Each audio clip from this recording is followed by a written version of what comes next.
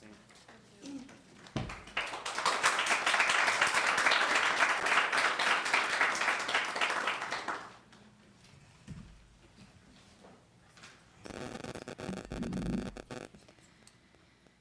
Going to take a moment for that. Don't start my timer, Tom. I have to speed talk tonight.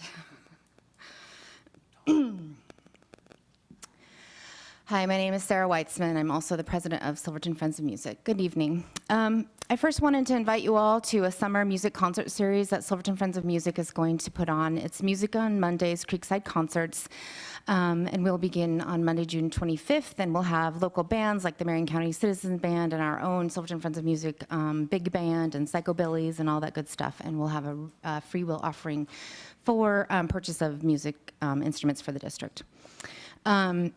As reported by our ASB choir, was state champs, which is an amazing thing. And the reason why I wanted to point that out tonight to you is that Mr. H is a third-year teacher, and how amazing is that he's already excelled to that ability with his choir program. And kudos to 5th place for the wind ensemble. I know they have a lot of young students, and so I'm sure that they will be continuing to improve over the years. Also, in addition to Teacher Appreciation Week last week, it was also Nurses Appreciation Week, and so I just wanted to give a shout out to our school nurses because I know they work tirelessly and endlessly for our students. This afternoon, I started filling out my link to the Thought Exchange, and I was pleasantly surprised to see so many comments about art and music. Quite a lot of thoughtful comments regarding both, and I hope you all have the time to fill your exchange out and think thoughtfully on how you place your stars. I look forward to the end results. One of the reasons why I'm bringing this up tonight is when we took the Thought Exchange in May of 2016, the results we received in October that year stated that music was in the top 5 areas to improve. In June of 2016, the current school board held a work session where music was discussed, and yet now 2 years later after that survey, no action has been taken to improve music in our school districts or to look closely at providing a district-wide elementary music education curriculum. Unfortunately, we've seen further cuts to music, and I'm wondering why, when something at the forefront of the survey and is now seems to be trending, at least this afternoon, at the forefront, what's the point? Why are we even doing this survey if we're not going to actually take action from the data? With our recently proposed budget with a reserve of roughly 14% and the need to put taxpayer money into material things like buildings and fields instead of classrooms and in the classroom, I question the decisions being made as to what ultimately is the best for our students and what is the best way for our entire district to have the most well-rounded education. I haven't had a chance to directly speak with Mr. Davison about this, but I've heard several parents state that the electives are changing next year at the middle school, making it more difficult for students to want to partake in the arts when they might also have a passion for leadership or another elective. We also no longer have the rural after-school band program that Mr. Duffy had fostered for so many years, and I predict our band numbers will begin to drop in the band program. That awesome marching band show that we had for the football this past season could be possibly extinct in the next 4 to 6 years. Our choir program is currently thriving, but again, with no feeder elementary education, it makes it twice as hard to teach things like sight reading and rhythm. Having a parent come in to teach music is not acceptable. I have a bachelor's degree in music, and I am not qualified to teach music. Although I sit here again and I say it's too late. The budget committee has just approved the budget for you to adopt in June, and again, I find myself asking, why can our school board not affect change with administration when your job is policy, budget, and directing our superintendent to create the best possible district we can have? Thank you.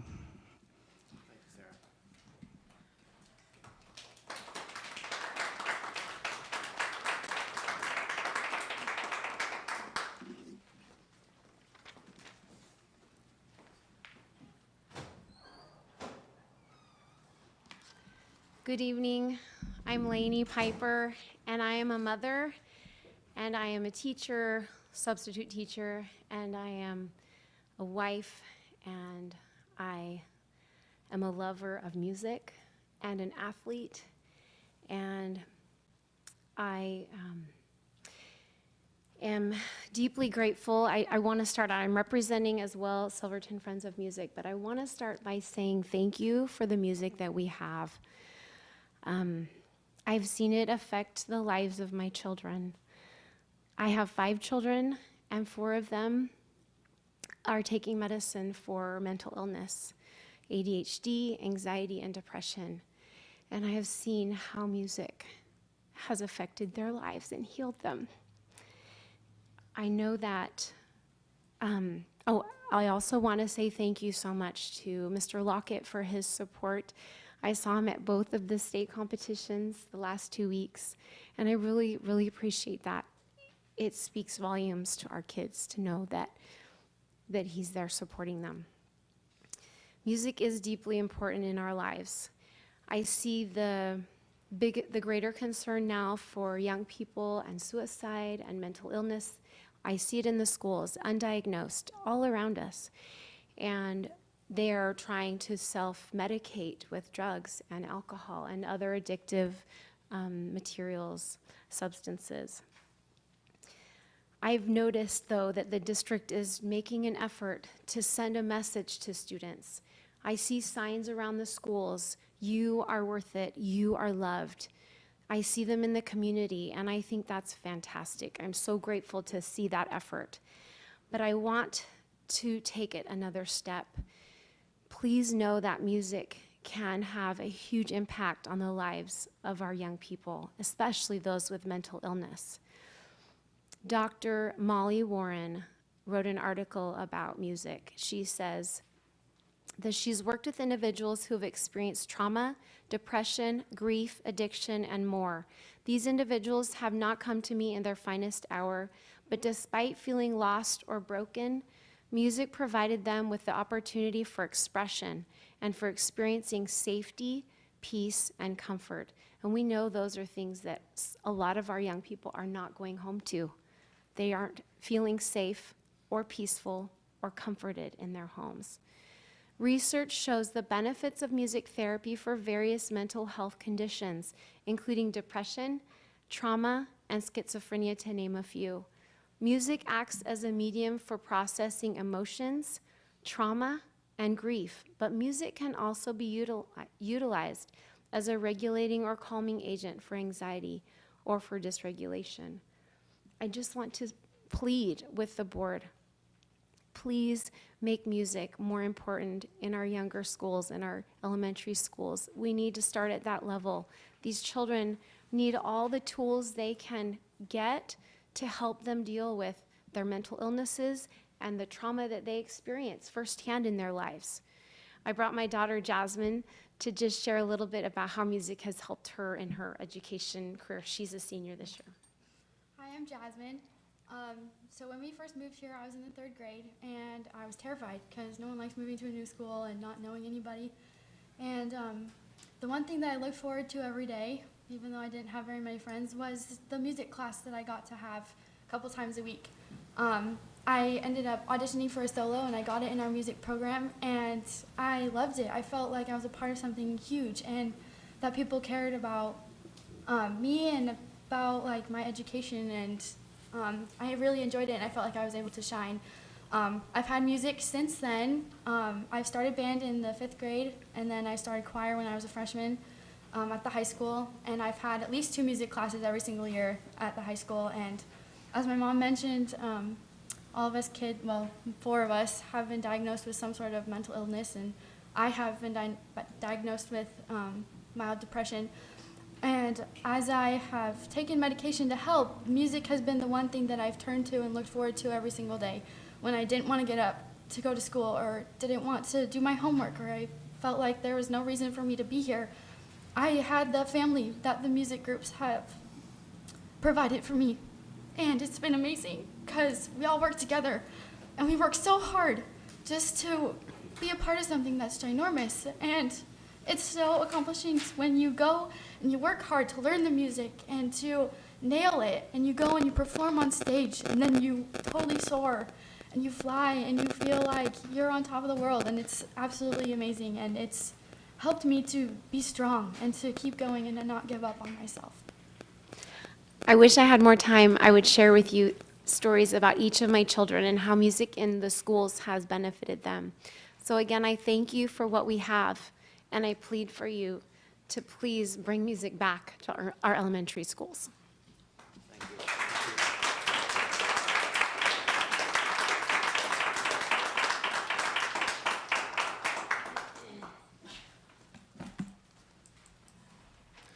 Good evening.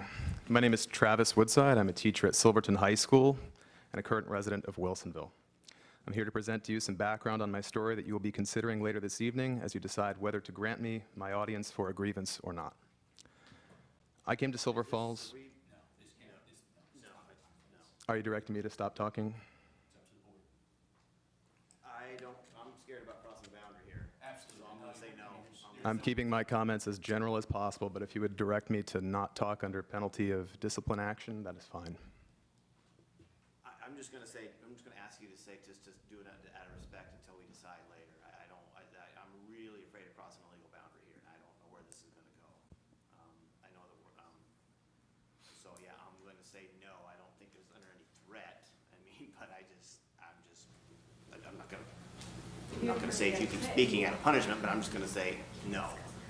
So Yeah, your policy is very clear, Yeah, Mr. right, Chairman. we can't There's discuss personnel issues. no personnel issues to be discussed in public like this. There's no personnel issue specifically in here. It is general comments on my experience throughout the year. That's pretty cloudy. Yeah, go ahead, Tim, thanks. This is a potential grievance. We're, tonight in executive session, from what I understand, we're not talking about the grievance itself. We're talking about process and how we look at it. The process we're going to go through to handle this. Like Tom said, we are not allowed to discuss personnel issues in public session.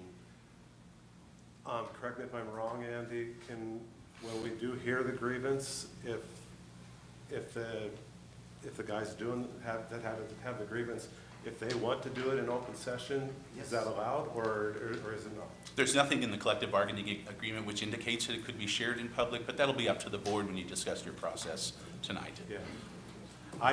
I really would be nervous. I think it's something we can't take a risk on crossing a line with the Yeah. legalities of personnel laws. Yeah, because I believe there's a time, we're just talking process tonight, and I believe that there is a time when you can, I think at some point people can elect to have whatever if we decide to have a hearing, you can elect to have it in public, I believe. Is that? There's nothing in the collective bargaining agreement which allows for a public hearing. That'll be entirely up to you as a school board. Okay. got So it. can I read something from the collective bargaining agreement? In section F of the grievance procedure, it says here on number 3, meetings and hearings under this procedure, which is the grievance procedure, shall be conducted in private unless a public hearing or meeting is mutually agreed upon. So does that mean that the board and the potential people who are filing the grievance would have to agree on the public hearing, or mutually agree upon that, or am I reading, how is that interpreted? Mr. Chairman, I'm going to recommend that you wait until you consult with your legal counsel, who will be Yes. here later this evening. I think it's really not the right time or place to be discussing this topic. Yeah. And I think you need to Yeah, to be yeah, cautious. I'm gonna say no, Travis, thank you, but I appreciate your concern. Shelley, thank you for bringing the Sure, policy. I didn't, you brought up And the we'll grievance. all be in touch. Very well, thank you. Thanks, thank you.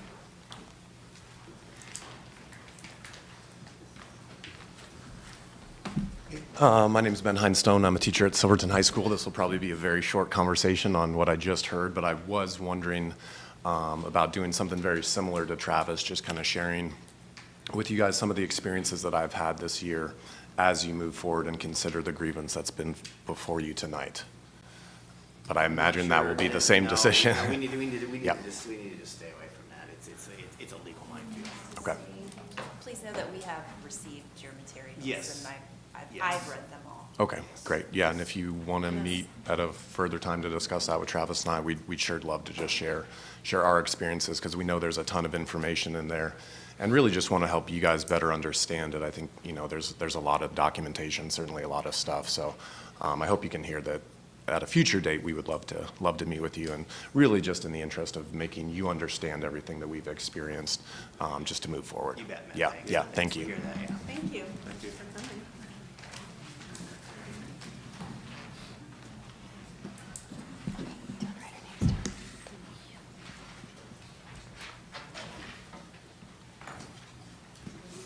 Good evening. My name is April Bastian, and we have children up at the Victor Point School. We would just like to share our appreciation for the Silverton School District. We're very proud to be part of the school district. We've seen great things happen with our children. We would like to share thoughts about music in our school. I believe that music opens up a way for children that have low self-esteem, that have issues with their confidence in trying out for sports or possibly trying out for a play, that there's another avenue for them to express themselves and to develop talents that otherwise they wouldn't have an opportunity to see in themselves. And even if that's the only way that they find in whatever situation they're in to build confidence. We have a child who was diagnosed with attention deficit disorder, and along with that came a little bit of autism, and his reading has been at grade level 1, and he is in 5th grade.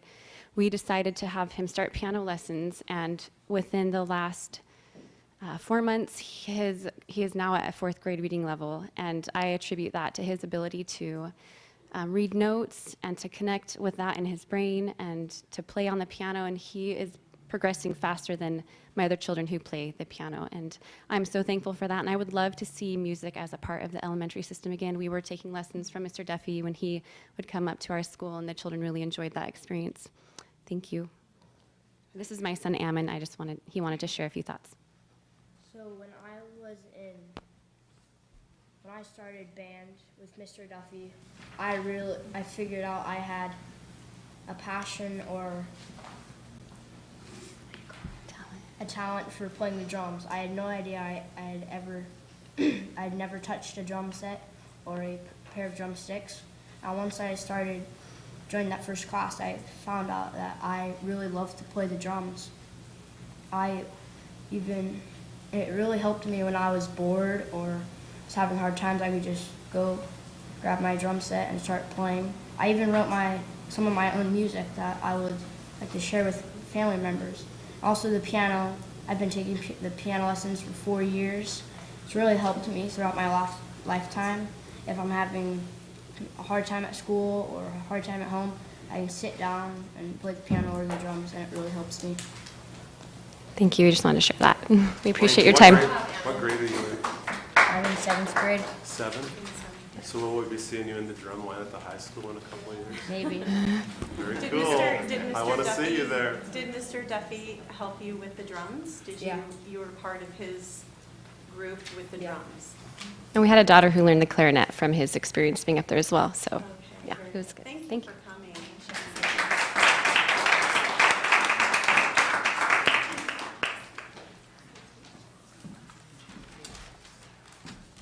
Good evening. Let me write this down. My name is Barb Rivoli, and first I just want to thank all of the board members and all the administration. There are a lot better things you could be doing tonight, but you're here, and I just, from my heart, I thank you for your dedication and your commitment to giving us, our children, the most awesome schools, and parents. I love our schools. I do want to let you know that I am here on my own behalf. No one has asked me to come. And I am here on behalf of the Silverton High School tennis program. They are in desperate need of something. And I think that you guys have the power, the resources, and the common sense to make it happen. You know what that is? They need bathrooms. Yep. Let me tell you a little bit about the tennis program. The tennis program is well participated. The boys tennis team has currently this season 24 students, and the girls tennis team has 30 plus, almost 40 students on the team. due to the fact that there aren't enough courts at the high school, what they have to do is they have to go down to the middle school courts, excuse me. So what they do is they trade off days. You know, one day the boys are at the high school and one day the girls are at the middle school, and then they trade off. And then when it's match season, they have 2 matches a week. And usually, 90% of the time, they have to use both sets of courts. Now, if I'm playing down at the Silverton Middle School courts, whether I'm a student playing or I'm watching, if I have to go to the bathroom, I have to exit the courts, walk down, is it James Street? Walk up the, is that right? I get my streets mixed up. I have to go towards Mount Angel, the street, and then I make a left. Yeah, left on the baseball field, go up all the way around that long gym entrance to use the bathrooms. And at least at the high school courts, it's a little bit closer, but they still have to walk all the way down that long gym corridor. You all know, that's a long corridor, right? Okay. Now, there's a solution to this. And first we'll start with the middle school, because that's the biggest problem. We could just get porta pots there. And I'm hoping that at least by next tennis season, we have 1 or 2 porta pots there. At the high school, what you could do is, and I think this is supposed to happen, that building, is it the ag building or the tech building? I'm not exactly sure of the name, but you know what I'm talking about, yeah. There is bathrooms right there, right to, you know, right alongside the tennis courts. And I think they're supposed to keep that building open, but the teacher who's in charge of it doesn't leave it open. And it makes sense, because when you have access to the bathrooms, you also have access to that big room, which has all kinds of tools and expensive equipment. So what you could do in there is you could somehow create a barrier so that when that is open, the kids and the attendees, me, could still use the bathroom. Or at least you could get 1 porta pot there temporarily. So that is my request tonight. And I didn't know that all these people would be here and you'd be talking about music, so I just want to say, in all of us here, there's a reason we have radios in the car. There's a reason why you see so many people with their phones, with their headphones plugged in. What are they doing? They're listening to music. It's one of the top ways that we really connect to divine guidance and to spirit. Please get more of it at the schools. Thanks.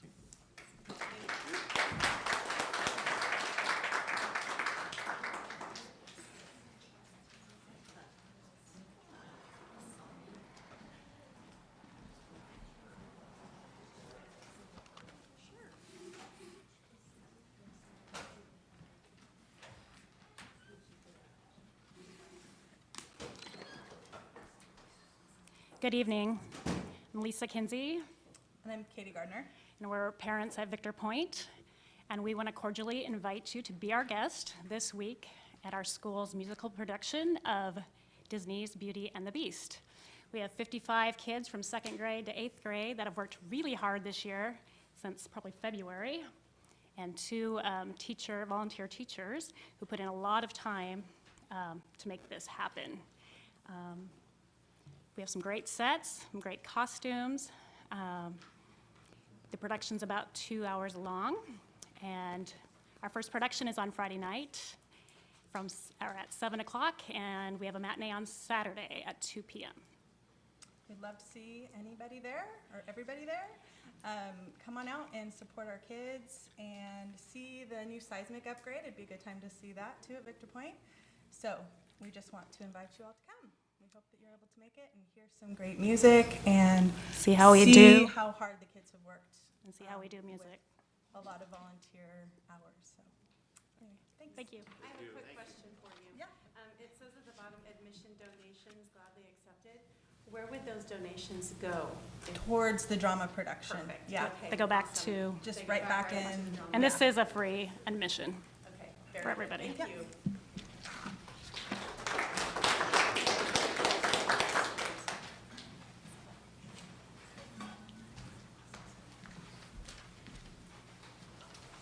Hi, my name is Tara Stearns, and I am a parent at Butte Creek.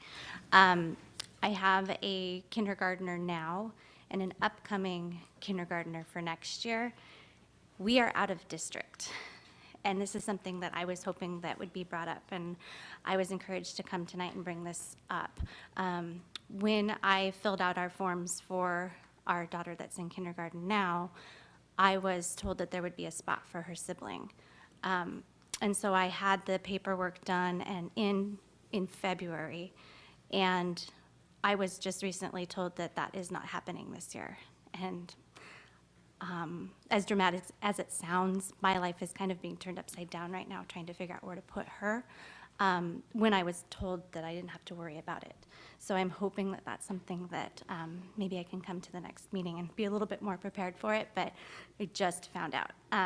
So I just want to bring that to attention and maybe get some insight on it. Yeah, we have so are you out of district, or you're out of? We are out of district. We live in Shaw, Almsville area, so we're like a half an hour from the home district and a half an hour from here, but I have a sophomore in high school here and a kindergartner at Butte Creek. Yeah, that's a problem. Yeah, we got a lot of, I know we have a lot of kindergartners in district this year, a lot of homegrown ones. We have a lot this year. Mm-hmm. So I know it's causing some conflicts, so. Yeah. I can't tell you anything other than that. Right, I just wanted to bring it, Sorry to hear that. to bring it up. Thank you. Thank you.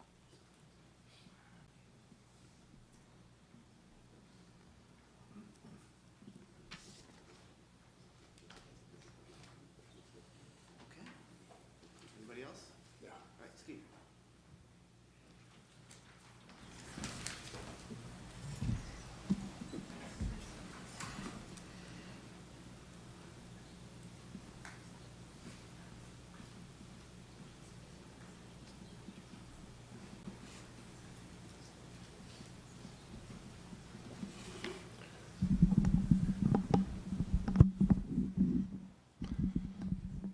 Hi, I come to you tonight as a parent of 3 boys in the district, but also, obviously, I work for the school district. But I'm here tonight in support of Superintendent Andy Belando and all the administrators, teachers, and staff of the Silver Falls School District in light of Board Member Shelley Nealon's reckless comments at last Thursday's Budget Committee meeting. Mrs. Nealon, your statement, quote, "I don't trust district administration," unquote, while pointing in our general direction, was out of left field and breaches board procedures for discussion of personnel matters. Executive session is the state-defined time and place for that. Attacking employees in public is defamatory and crosses the line. It also is a discredit to the excellent work that my colleagues to your left and our principals, many of which are behind me right now, do every day. Superintendent Andy Belando is a fine man who has faithfully served this district as a teacher, principal, and superintendent for over 25 years. He is the best boss I've ever worked for, and he truly cares about the students and staff of this district. Your attack on Mr. Belando was unwarranted and undeserved. With regards to your remarks about teacher and administrative salaries, I'm wondering why you didn't ask district staff any questions before making public declarations. There were 3 weeks between budget meetings and time to do further research on the article you cited as well. When comparing salaries and benefits between districts, there are many things to consider to ensure an apples-to-apples comparison. For example, does the district pick up the state-required employee contribution like Silver Falls does? Some districts do, others don't.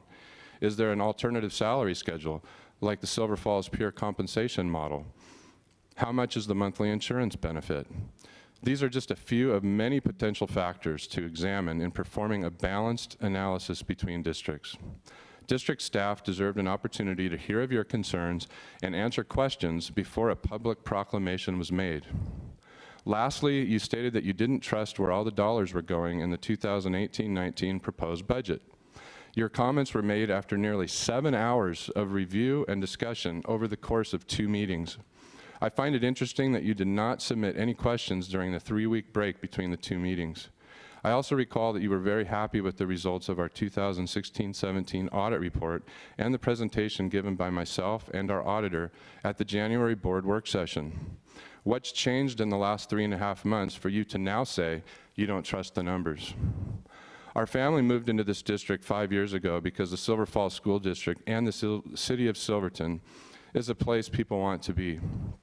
In fact, the large number of transfer students in from other districts help speak to that, like our last speaker. While there is no perfect place, our family has not regretted the decision to come here one bit. Our boys have been well educated and cared for. We have some of the best teachers and staff in the entire state. I believe wholeheartedly that a vast majority of our families and community as a whole feel the same way. Thank you.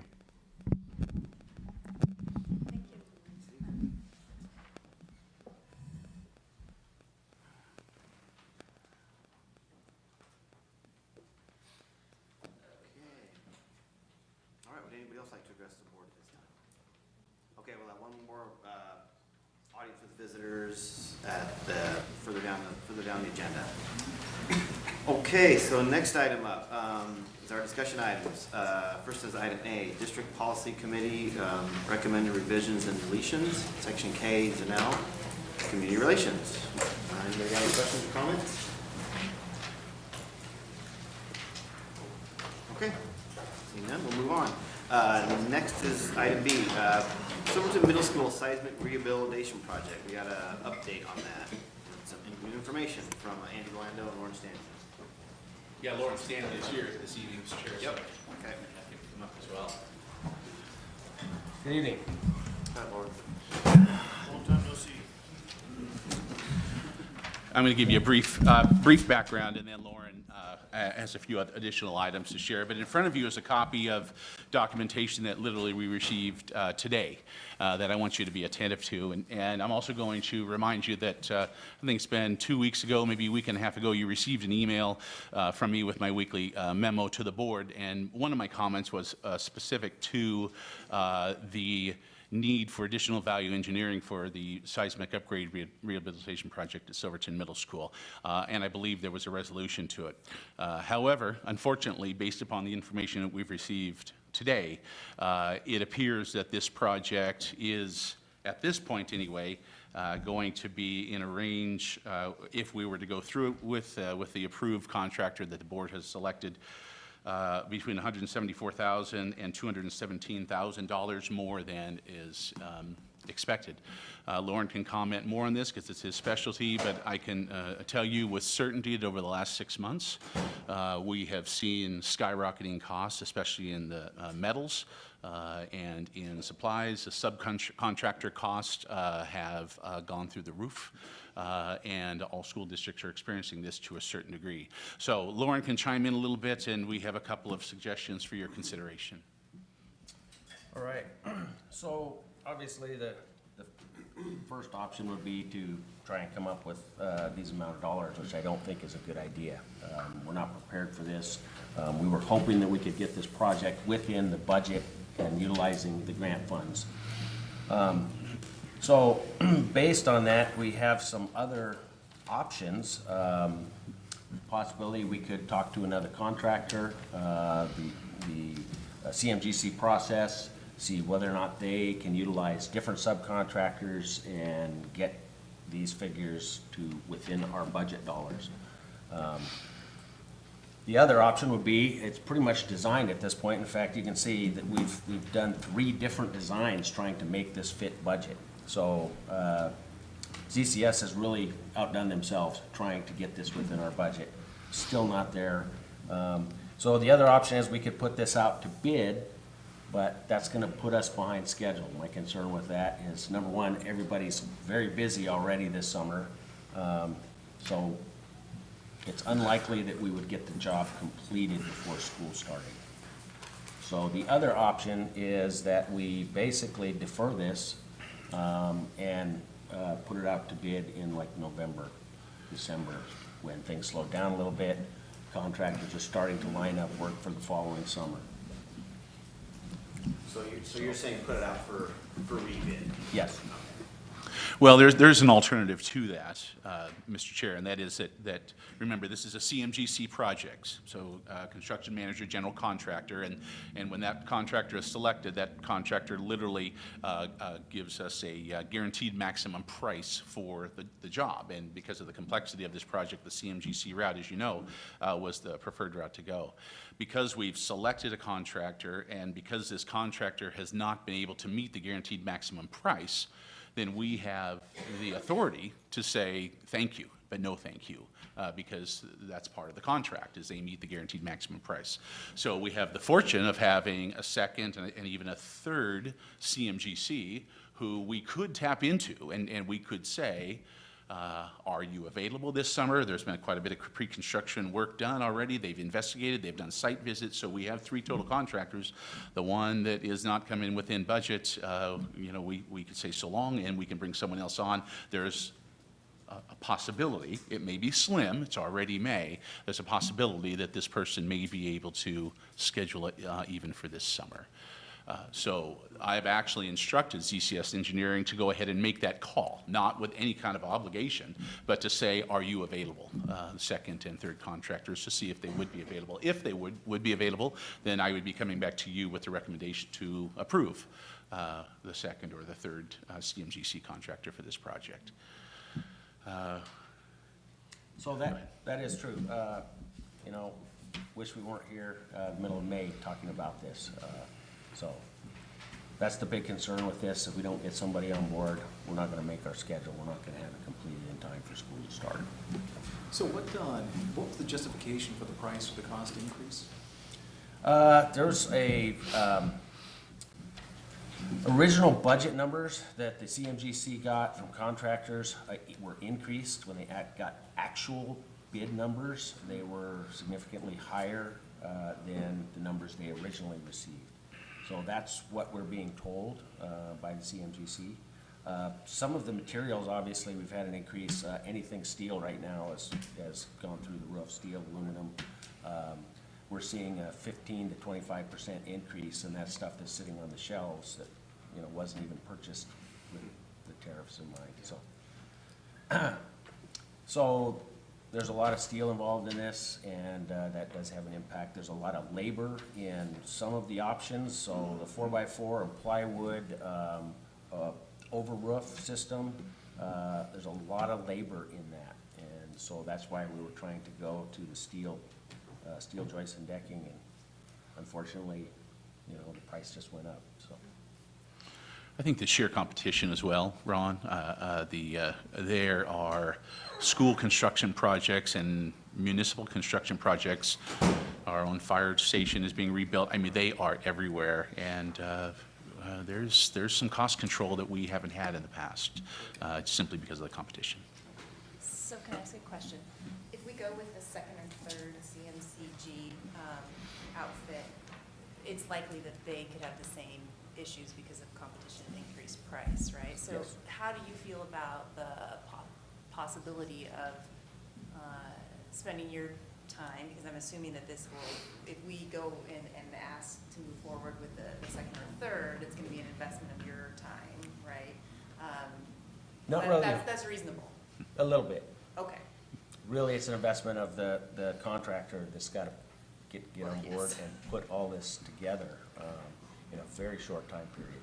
And so, other than that, there's no penalty for the district to make an attempt, but we know that it might not happen, and it might not happen this summer, and then we're back to the drawing board in the fall. And would we then go with another CMCG process, or go with the folks that have already been through the process? Well, at this point, we could do either. We could choose to do either.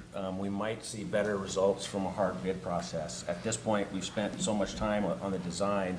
If you get the design finalized, then you have less of a need for the CMGC process. The CMGC process works really well on a project that's not 100% designed, because it allows some design build with the process, so. And the outfit that we went with, CCS Engineering, do they get compensation for any of that design process, even though we're not going to use them, potentially not going to use them? Well, ZCS is our engineering company, so. Oh, ZCS, I know who they are Yes. now, okay. I Yes. thought we were talking about the CMCG. The So, CMGC, yes. There are pre-construction costs, Jennifer, that we do owe them. However, those pre-construction costs would not have to be replicated with the next vendor, or at least to that degree. There would be some cost savings with that Okay. alone. That's helpful, The only other comment that I'll make, and there's really I don't know that there's any specific decision other than getting your feedback tonight, and that if we were to come to you with another proposal for a CMGC contractor, then I would be recommending action at that time. I think it's interesting to note, and for your awareness, that the state legislature has actually increased the maximum amount of the state seismic grants from 1.5 million to 2.5 million. And the recent awards, which I also notified you that we were not selected for, we submitted an application for one of the classroom wings at the middle school, that there were 2.5 million awards given. And I believe that the state agency overseeing these seismic dollars understands that 1.5 million, when you're talking about major reconstruction projects very similar to ours across the state of Oregon, is not sufficient to handle these. And I think that's a little bit of what we're running into as well. 1.5 million to resurrect an old gym is a stretch. 2-3 years ago, it was a lot better, but as I'm sure you guys know, construction climate right now is booming, and so costs have skyrocketed, unfortunately. So how long how long can we, work on options? How long is that grant money available for us? We can extend this for another year. If you recall, we did the same thing with Butte Creek School. We extended that for 1 year due to actually some very similar circumstances. And we did come up with a contractor who value engineered that down to a point of affordability. And so we could extend it. We could seek permission, and we'd get an extension for 1 year. If that's the risk to that is construction costs will continue to rise.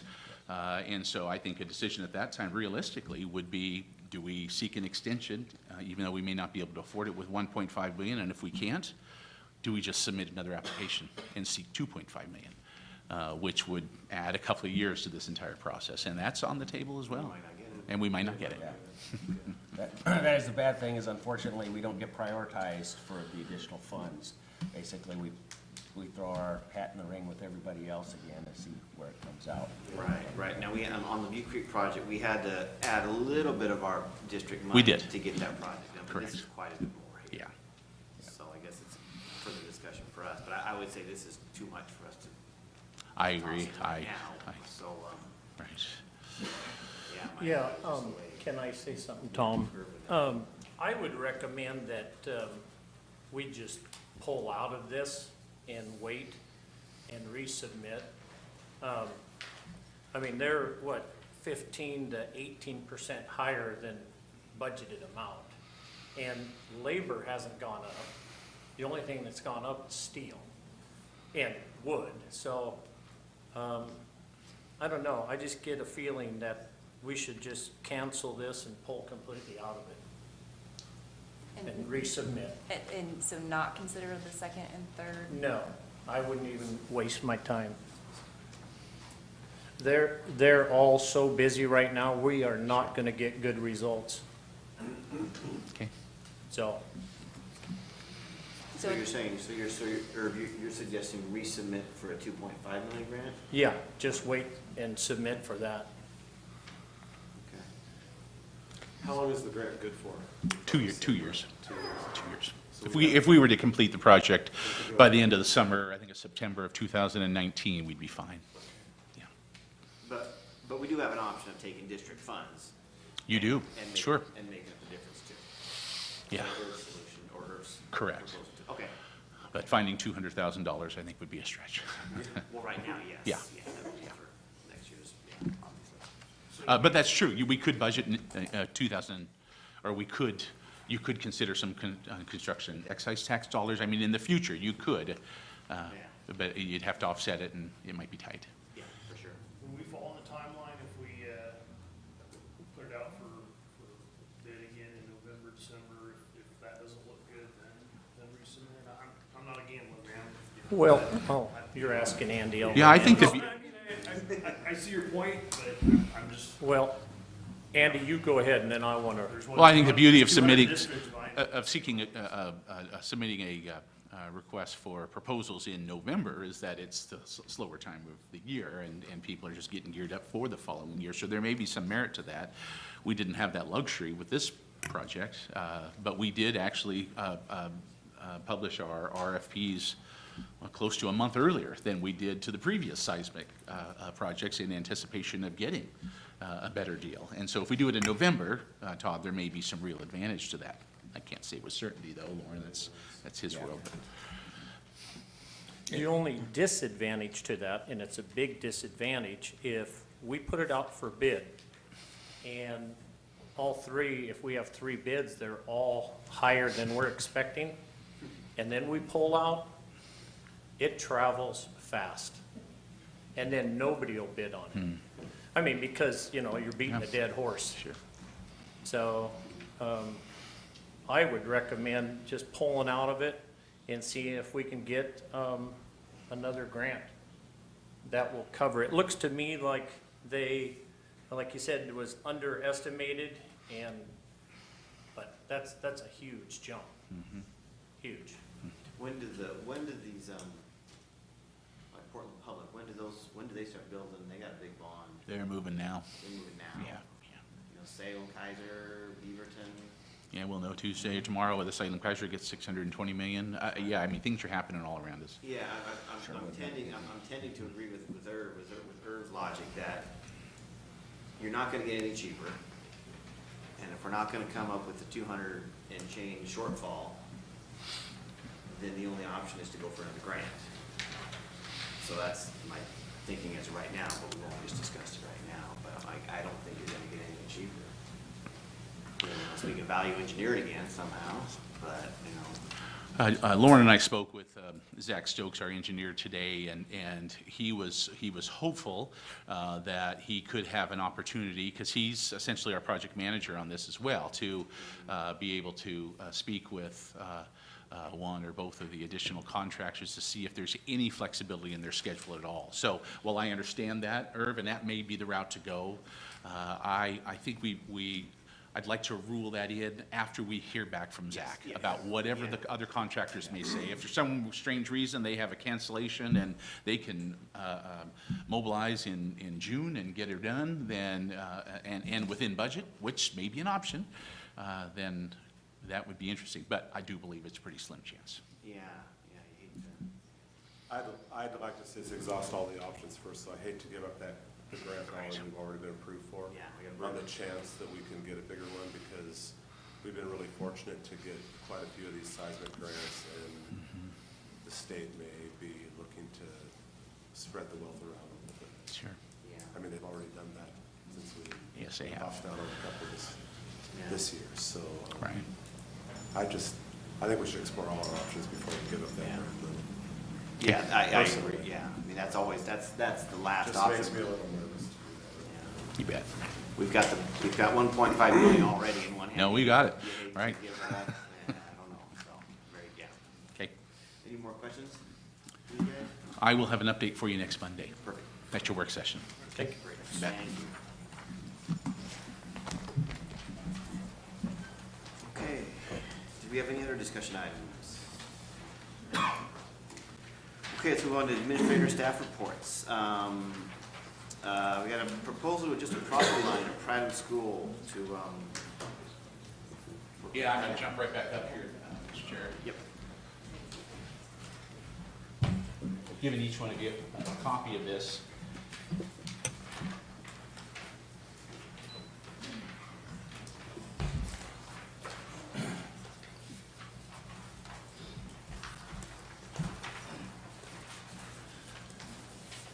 And get this to warm up a little bit. And so, if you're familiar with Prattville School, and I think all of you are, just north of Prattville School, and actually this property to the west is Prattville Co-op. And Prattville Co-op is going through an expansion of their site facility, and a couple of interesting dynamics about this proposal that I want to bring to your attention, and then I have a suggestion for you. I put the illustration on the overhead for you here, just for the sake of conversation, to be certain we're all on the same page. Outlined in the area of green is the current footprint for the Prattham School property. I believe it's about 3 acres. And you can see the line is the approximate footprint of the school. That's not the actual buildings, that encompasses the gym, the classroom building, and the playground. And so Prattham Co-op, which is essentially here and to the west side, I've spoken with Troy Kinsey, the president of the co-op, and Troy is in the audience tonight as well. I appreciate him being here, and he'd surely answer any questions if you have any. But the co-op has asked that the school district consider swapping some property, make a property line adjustment at Prattham School. So it would mean essentially the 137-foot stretch along the north side of the property, reducing that by 23 feet. And then on the east side of the property, 375 feet, it would be adjusting the property line by 8.5 feet. And that's nearly equivalent. In fact, the east side would be a little bit more square footage than the north side. And before I really discuss the merits of that, I want to point out a couple of very interesting things. First of all, you see this small, very kind of highlight, yellow highlight line there. That is an underground electrical main feed that goes to Prattham Co-op. And we discovered with some of our research and with the assistance of Troy as well, that there is no electrical easement for that. So years ago, I don't know, 40 years ago, whatever it was, maybe longer, that electrical was placed underground there and feeds Prattham Co-op. And so we're actually working with our attorney right now to establish an easement so that there's all appropriate ownership with that with PG&E.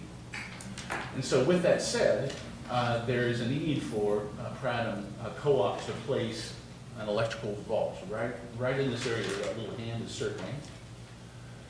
And that would allow, if the vault was placed there and if Prattham Co-op was to obtain that 23 feet, it would allow access by the co-op to be able to access their electricity through that vault underground to their addition. Now, the other thing I want to point out is the co-op's always been a very good neighbor for us. And this illustration right here, just to indicate how good of a neighbor they are, this illustration is of a,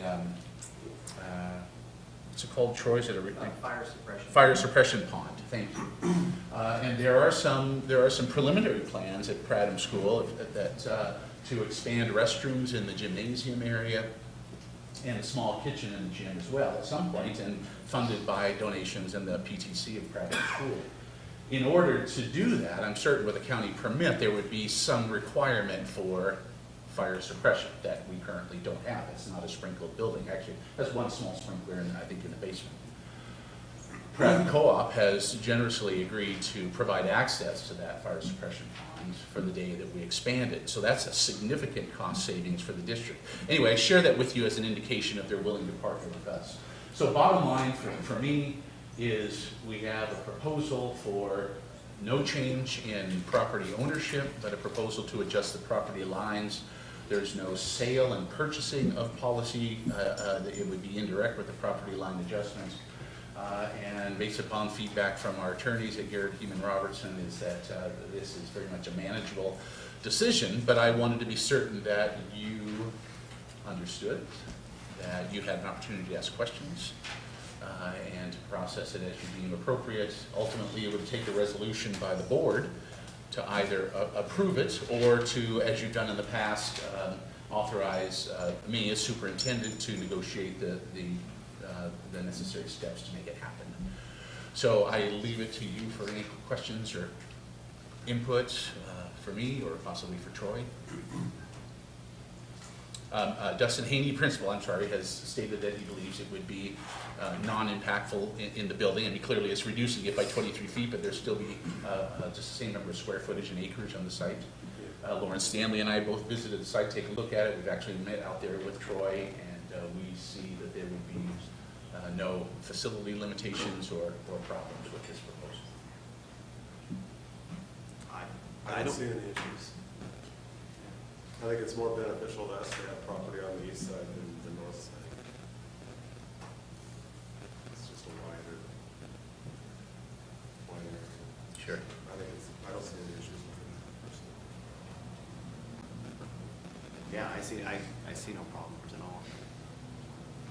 I think it looks good. I'd like to talk to Troy. I don't want to put him on the spot, but to see if there's a possibility that we would be able to use that new parking lot adjacent to our school. If you're going to put a gate in there, maybe move it to the north past that. So that's all I would say. But it looks good.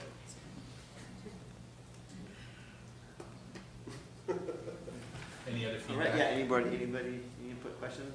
No, I like the fact that it sounds like we got a great relationship with Pratt and Fire Suppression Pond for future use. I think it's a big gain, maintaining the relationship. So I was hoping maybe there'd be some dollars exchanged in that, since dollars are a big commodity, but at the same time,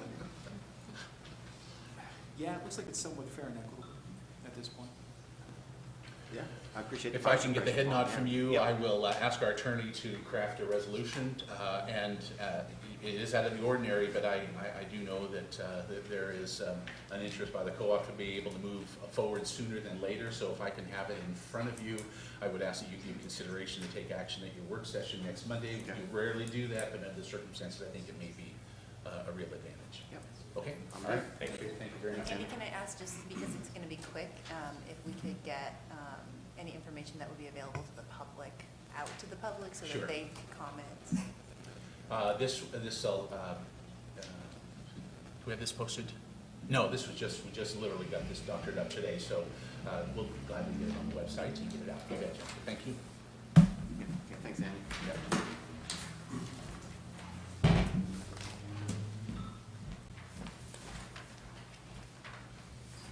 Okay, we were supposed to have a financial report from Steve, but I see he took off, so.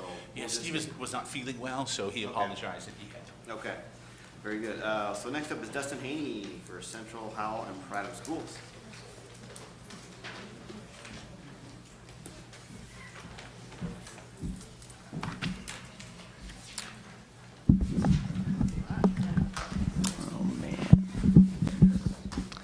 So I'm here representing Prattam and Central Howell, two great schools. At Central Howell, we're up to 177 students, and we're probably going to be over 180 next fall. From September 5th through last week, we're having our best attendance we've had, and I don't know how long. I mean, it's 80% of our kids have 95% or better attendance. Usually we're around anywhere from 69 to 72%. So we're really having a great year despite all that sickness that we all suffered through this winter. 26 students still have perfect attendance, and 93% of our kids have 90% or better attendance. Our parent club is having a meeting tomorrow night. They have about 3 or 4 evening meetings, and a lot of parents show up, a lot more parents than show up to our 2 p.m. meetings. And they profited $6,713 off of butter braid sales. So just that happened just prior to Easter. So a lot of people were baking a lot of stuff for Easter weekend. And again, they made $18,000 in profits from Oktoberfest. So they are doing some really nice things for us at our school. After School Band is coming back to Central Howell next year with the help of the school, with the help of our parent club. We've surveyed parents. We have several who are willing to pay a $40 a month fee.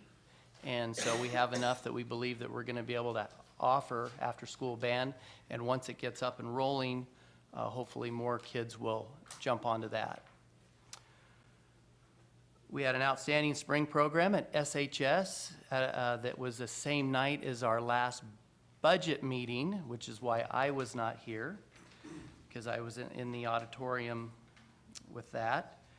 We did have a packed house for our Grandparents' Day. If you've ever been to Central Howell's Grandparents' Day, that's a really special thing that our parent club puts on. Kids do a little performance, and it's a great thing for the community. And we have a June 1st talent show coming up. We have 48 different acts signed up. I'm not sure we'll end up with 48 by the time we have our program put together, but we have a lot of students interested in performing in front of everyone. We have an awesome anonymous donor in our district, as you all know. And so at Central House School, that money provided document cameras for all 7 classrooms, whiteboards, 1 or 2 whiteboards in all of our classrooms, and they were badly needed. We have a security camera in our office, volleyball and basketball uniforms, sound panels in our middle school rooms. It was kind of like a cave in there, and when the sound panels went up around the perimeter on 3 walls, it really deadened the sound and made it a lot nicer for the students and the teachers. And a lot of shelving units for storage, so making more efficient use of storage space. Any questions about Central Howell?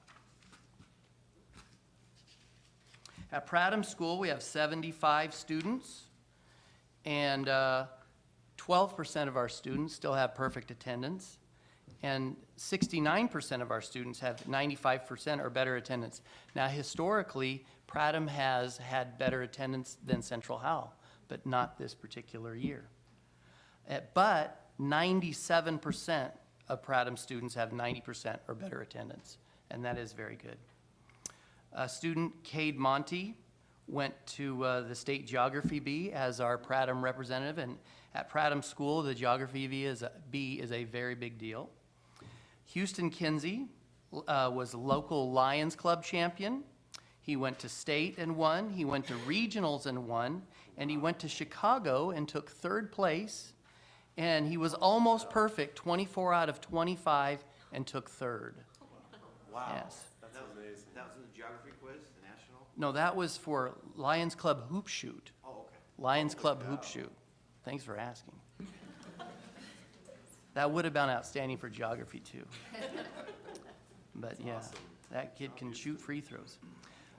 We just had our annual pancake breakfast, and they grossed over $13,000. They haven't determined their net yet.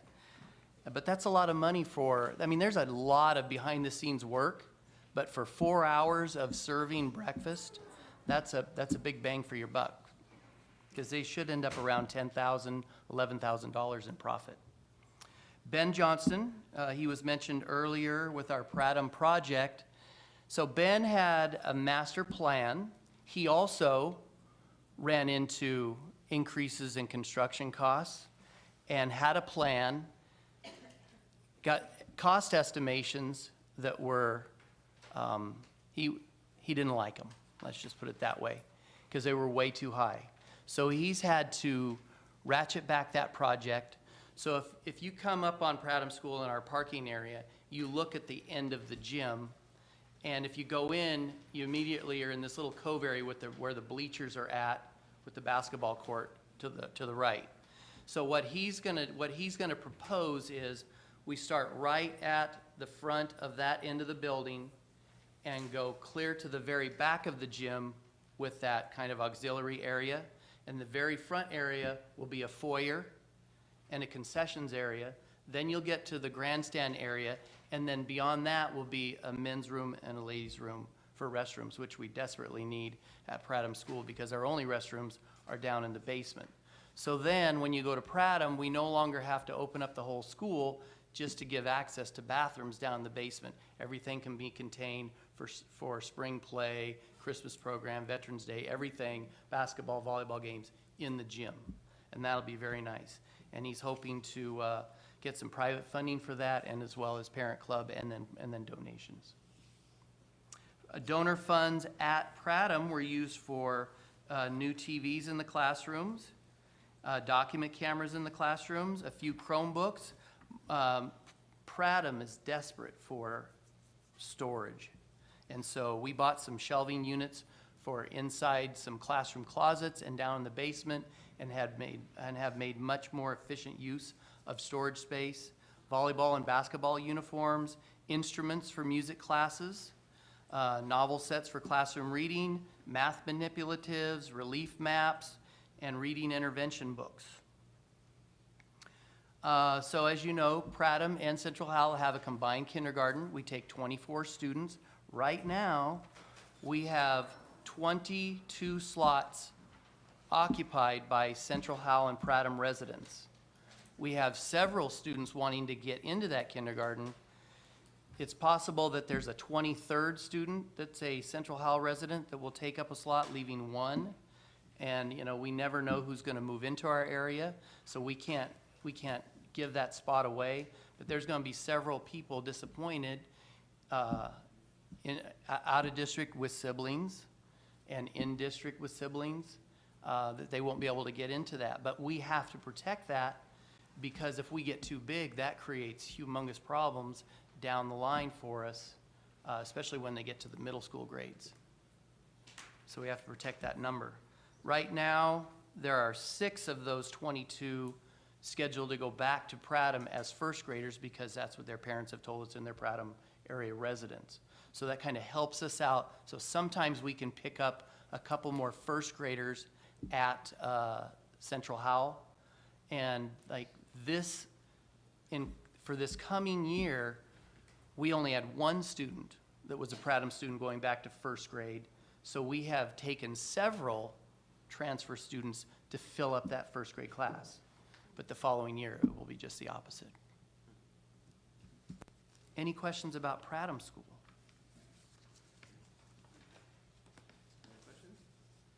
All right, thank you. Thanks, Dustin. Thank you. All right, next up is Mark Hannon with reports about Silvercrest School and district programs.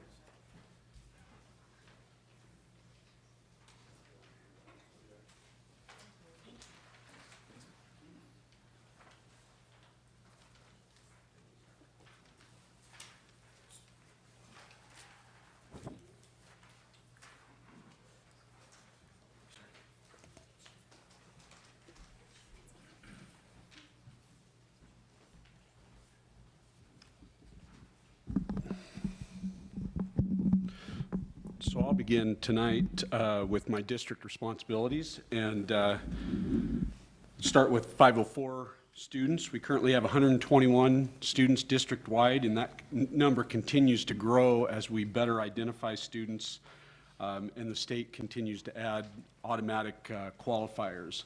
An automatic qualifier would be, for example, an insulin-dependent student.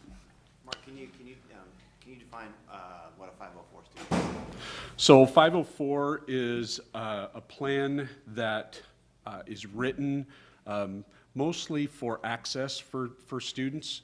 So it would be potentially a student on ADHD that has ADHD, or a student that has maybe a physical ailment.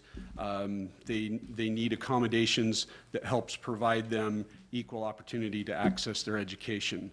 Typically, it's students that may not qualify under IDEA, but they do under 504. It's kind of a nice safety net for those students that don't qualify under IDEA but still need additional help. We currently employ 3 nurses by contracting through Legacy Silverton Medical. As we continue to add medically fragile students, and Dana can speak to this also, in fact she did at the Budget Committee last week, the need to add nursing services in the future will continue to grow. And I could see the potential of needing to prioritize nursing services just as you did counseling services this year in the future. ELD students, we currently have 162 throughout the district. I anticipate this number to go down, however, as we just completed ELPA testing and we're working through exit procedures. I recently reported to the Budget Committee that this school year we added an additional line item to address interpreting and translating services district-wide. We've made a concerted effort to continue to translate more of our forms and documents, primarily for our Spanish-speaking families. Migrant services, we currently have 82 migrant students district-wide. We'll again be offering migrant summer school this summer at the high school. I recently met with Greg Kotz and Nancy Griffith, who are in charge of our Measure 98 summer school, And the purpose of this meeting was to coordinate summer school dates and times with the intention of possibly sharing resources such as transportation to make our, get a bigger bang for our buck. I want to also send out, I also want to send out one last shout out to Monica Hansen as she's retiring, and those are some big shoes to fill. Homeless services. We currently have 84 students district-wide that qualify under McKinney-Vento, which means they receive services for being homeless.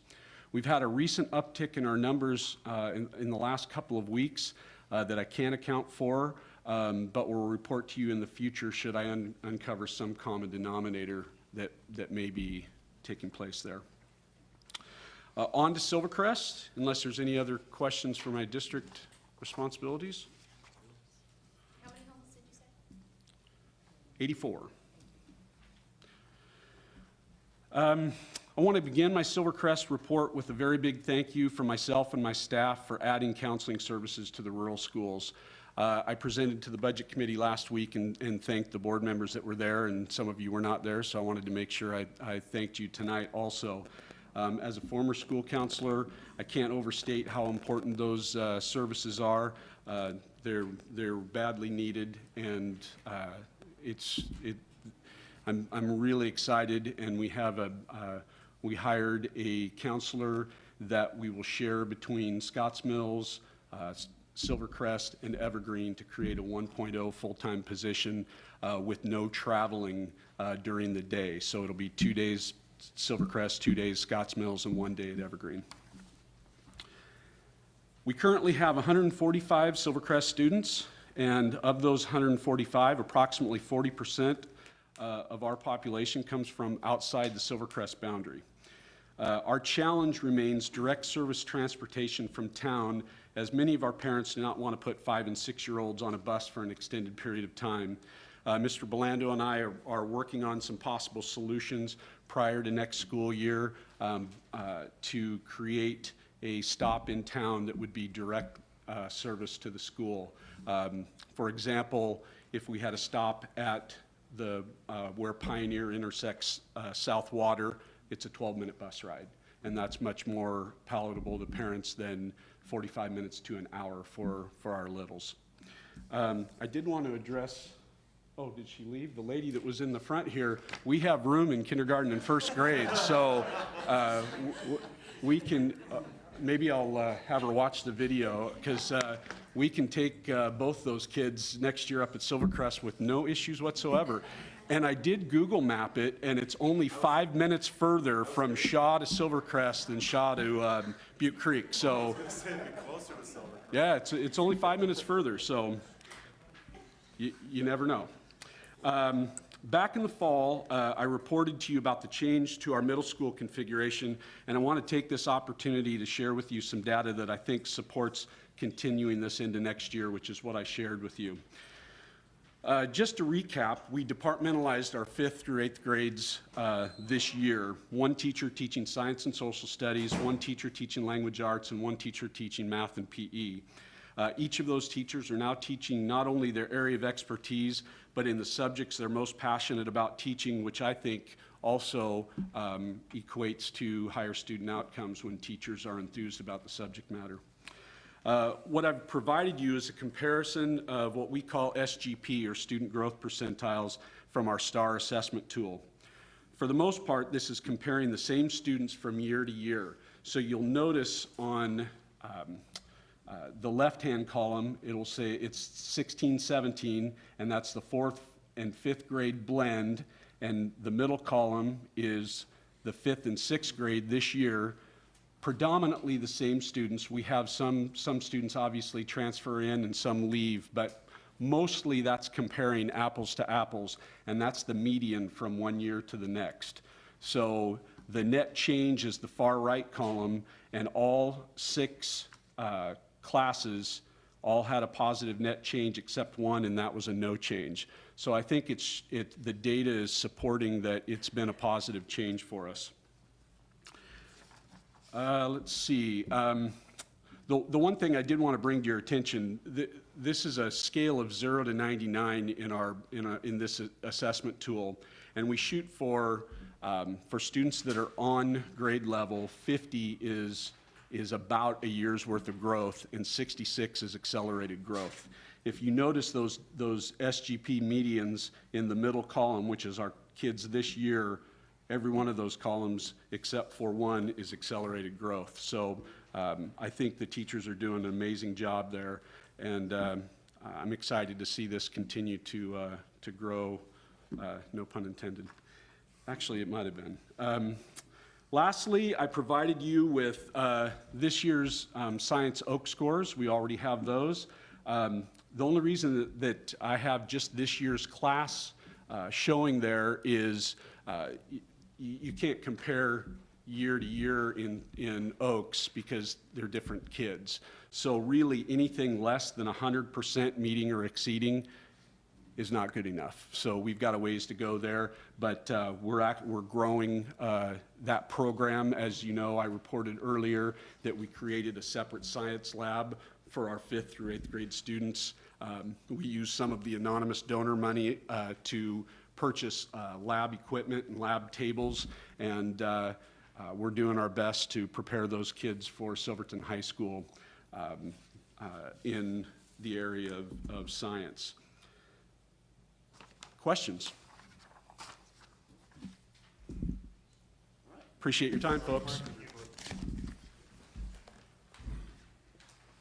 Okay, board reports. Anybody have anything? I guess I have one, and Tim might want to share too. I went to the retirement gala that was last week, and the chorallaires sang. I came right in when the chorallaires were singing. I know some band kids were there earlier, and they were absolutely amazing. And I'm assuming that many of those students are also involved in the state championship choir team. So choir, not team, but it was a great, wonderful experience to hear. And did you want to follow up? It was at your place. Yeah, that was a really nice evening. There were 8 retirees, is that right? Yeah, both certified and classified. And I think Dandy said that amongst the 8, there was 169 years of service to this district, which is just awesome. So it was a nice evening. So hats off and best of luck to all those people, all those retirees.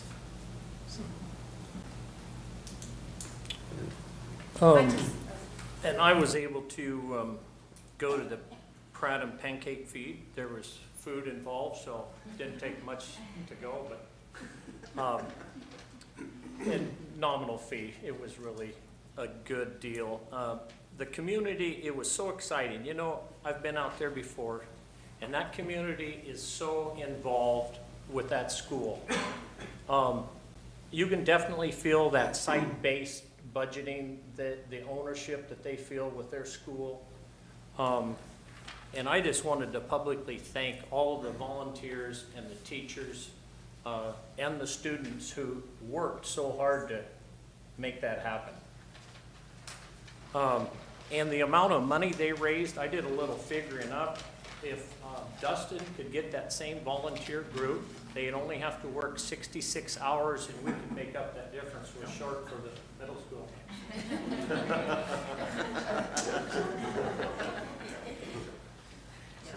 Okay, and I got a little bit for, I heard about some tense moments during the budget meeting here last Thursday that I wasn't able to attend. I was able to get a copy, the unedited taping of it. Where are the tapes edited? What's that? Where are the tapes edited? I got the unedited. I mean, it didn't have the fluff at the beginning. Why would it be edited? It didn't have the headers at the beginning. It was just the raw. It had all the conversation at the beginning. That's what I meant by it. The recordings aren't edited substance or informational wise of what's said. We just mean it was, we it didn't have the logos at the beginning and the music and things like that. Yeah. So anyway, I just I want to I think we need to get a little bit of just a refresher on how to bring up topics. There was some tense moments. There was a moment of what I referred to as boardroom surprise, what I felt it was. Shelley presented data that nobody had any copies, and they didn't know what to do with. So there's zero discussion because everyone just looks there, stands there, sits there with a confused look on their face because they don't know what this is about. So I'll get a hold of OSBA and we'll maybe get a little refresher course on that. Just how to bring up, when you want to bring something in front of the board. And we'll go with that. Okay. I have some things. I did too. Something that was brought up on Thursday night at the last budget meeting and then brought up again tonight in an audience with visitors that has been stewing in my head and kind of bugging me this whole meeting. And I believe it's a misconception. There was some comments made about how our teachers are the lowest paid in the state. And that's just false. There was I think some of that's coming from an article that was in the Statesman a couple weeks ago that had districts listed according to their 5A, 6A. And it's true, we were in one of the 10 lower ones of the 5A, but that was only starting salaries. That wasn't anything else. That was only, Nassim, please. That was only starting salaries in that article. And it's not true. And like Steve said, there's a lot of other compensation things that go into our packages. So that's something I just feel like I needed to clear up. And I also have a statement about kind of referring to the last budget committee. There were some things said at the budget committee meeting last Thursday by Shelley Nealon that were inaccurate. Shelley also talked about her lack of trust in our district administration, actually pointed to them and saying she doesn't trust them. Shelley's comments, I believe, were out of line, ethically wrong, and came very close, if not actually crossing legal lines around talking about personnel in a public meeting. And personally, I just want to say on the record that Shelley's comments were hers alone. They do not reflect my opinions, or I believe the general opinions of this board. So I just wanted to go on the record with that. Anybody else? Yeah. I just wanted to recognize Teacher Appreciation Week last week. It was an honor to recognize our wonderful teachers in the Silver Falls School District. Your dedication and passion for every student every day is extraordinary. You are a critical component to the success of our children and community and world. Thank you for being a part of our district. When we passed that Teacher Appreciation Week would be May 7th through the 11th, I said that I would follow up with a statement, and this is my statement following up from that. I also wanted to mention that I was able to attend the 2 seminars that were put out by our district in February and March. The Trauma Stewardship with Laura Van Dernoot, the Piskey in February, and Anxiety in School-Age Children presented by Jennifer Hannon. They were really excellent seminars, and I refreshed my memory quite a bit from those speakers after not being in schools and teaching for many years. So I was appreciative that they came and did that. I was not able to attend the Youth and Technology, Our Children at Risk, or the QPR question, Persuade and Refer. So since I wasn't able to attend that, are we able to get those, and all 4 of them possibly up online for the community? Or is there a way that we can get that out to the community, or how does that work? No, there are actually restrictions on what our speakers allow. I'm not certain about the Silverton Together presentation, about whether that would be allowed by the Kaiser Police Department, which put that on, but 2 of the other speakers, we were restricted to being able to publish anything. Right. Thank you for the explanation. And the other, let's see here. You actually answered a couple of my questions. And I would also like to address the Budget Committee meeting last Thursday. I just want to make something very clear.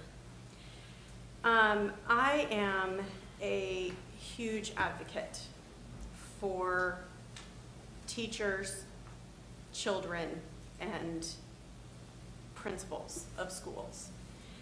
As an educator myself, I have been in those classrooms. I have been on the front lines with those kids. And I was elected to this position to ask the difficult questions. And there is a learning process to this, and I will admit it. I will take constructive criticism at any point. In fact, a fellow board member and I talked about that, and it was very insightful, and I appreciated it.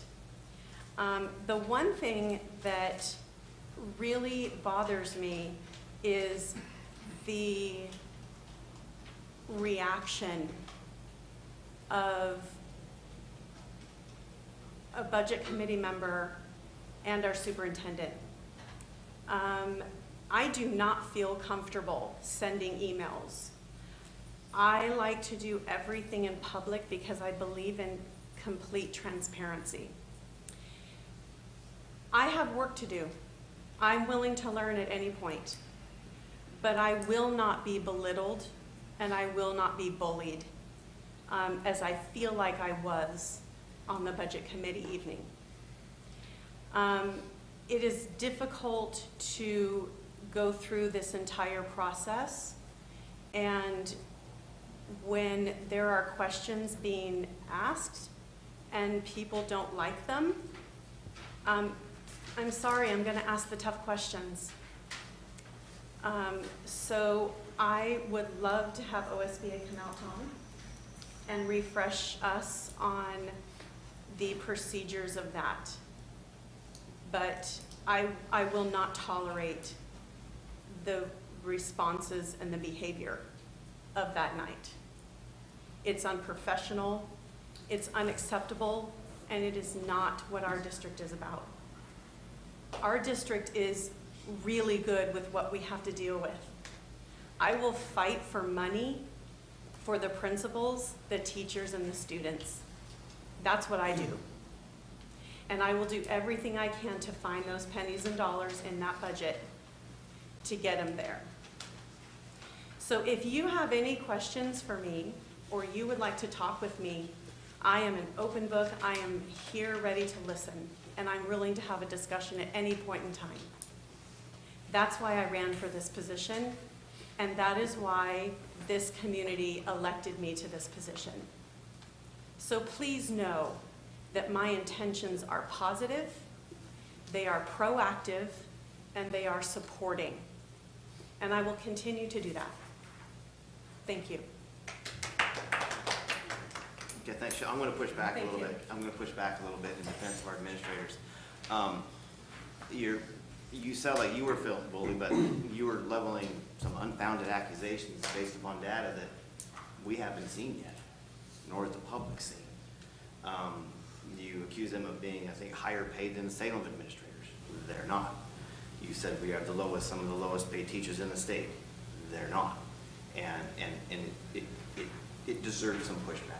It really did. I think the case could be made that they felt bullied. And so that's why it's important when you have some important things based on data is to get it out there and and hit send, say, hey, I want to talk about this tonight. I think this is something, it's supposed to go something like this. You're not supposed to discuss it, but say, I got some data, but we'll have OSBA help us through this. But that way, people can correct the record, they can push back, they can agree. But I don't.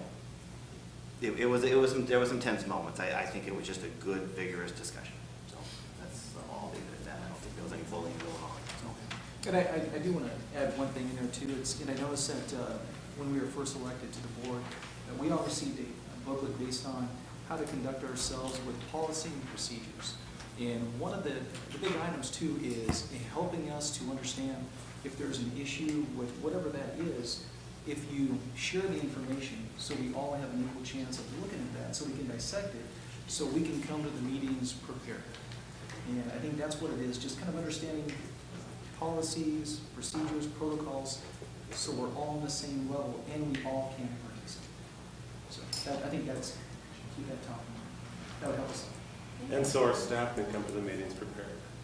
Because when you throw out accusations and questions and they're not prepared for it, then it kind of leaves them in a bad spot too. So. And I'm going to end on in my comments on a bit of a positive note about my report of the budget meeting. Shelley asked some really good questions. She asked the staff members, asked each principal what were the 3 things they wanted. And what kind of stunned me, I sat there and I listened. One of them said music. I found that amazing. I mean, they were, and that's not to the fault of those principals. It's just that they are dealing with, the amount of them that mentioned, they were so thankful for the counselors because of some of the kids that are coming in that aren't socially and emotionally developed and ready for school. They're playing catch up now. I think music could help with that. But we are constantly getting, our school districts and our administrators and our teachers are constantly getting increased mandates from the state that rarely have money. We now have mandated PE. We have we're tested and we have our math, reading, and writing scores on our state report card. And now they've recently added, I believe, science on the report cards. And so we're constantly getting graded for this stuff and held up to all these increasing standards, and something's got to give. But all that being said, I know that math scores, all of these scores are related. Music helps with that. I get that, but there's not enough hours in a day. I remember at some work sessions we've had with teachers is that they need more staff and they need more hours in a day. There's not enough hours in a day to do all the things that the state is mandating. And I don't know. I got no answers. I'm in agreement, but I don't. I trust my principals. I thought that was an interesting thing that not one of them not one of them said music. That's not a hit on them. So, but anyway, that was a great question. So, anyway, those are my comments. Okay. Anybody else? Okay, very good. Let's move on. Any new correspondence, Andy? No. Okay. Okay, second audience with visitors, and these will be limited to discussion and action items that we've been talking about. Okay, anybody else? Okay.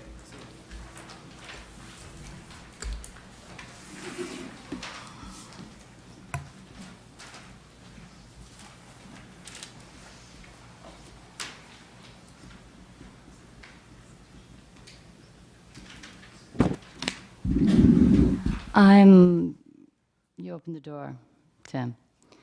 And so I'm just going to say that my data comes from the Statesman Journal article. And yes, Silverton, as I said, is one of the lowest. I didn't say the lowest. Starting at 35,813. We are number 9 on that list of 10. And then the maximum salary of the 10 highest paying districts, we are not in that list. We are in the maximum salary of the 10 lowest districts. So we are in both lists, lowest starting salary and lowest maximum salary. If you have other data, I'd love to see that. But I'm just going from what I see in the media. And it was in the Statesman Journal, it was on KGW, and it was in the Oregonian. Yeah, thanks, Asim. Yeah, I had a couple people text me those articles too, and we're having a battle today, and I don't think this discussion is over yet. And to me, it's not really the point. It's about teacher appreciation, which is, right. Yeah, it's about teacher appreciation, and which means, to me, there might be benefits that play into this that I don't see in this, fine. But it is also this greater sense of how many times have you guys sat down and actually said, teachers come to me and talk to me? Or are we just talking to just the principals and administrators? Are you hearing from the front line?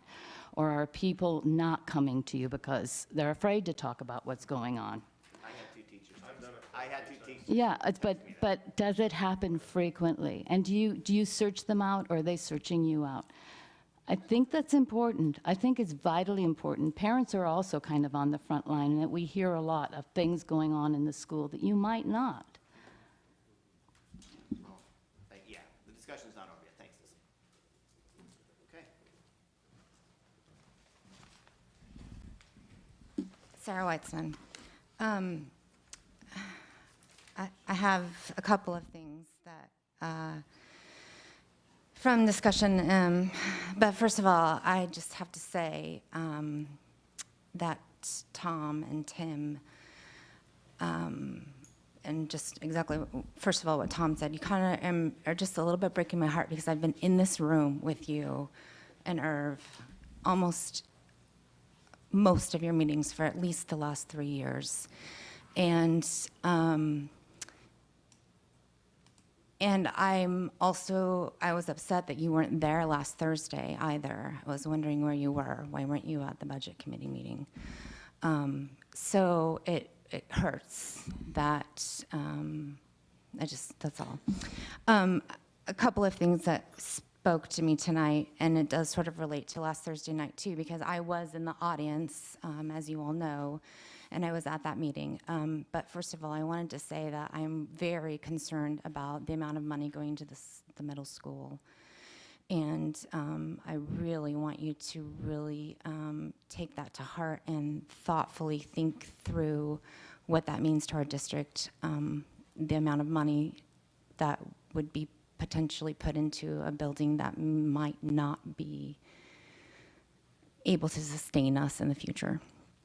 The second thing I wanted to say was I appreciated Mr. Hannon talking about the RNs because I am concerned about that for the future, that we might need more school RNs.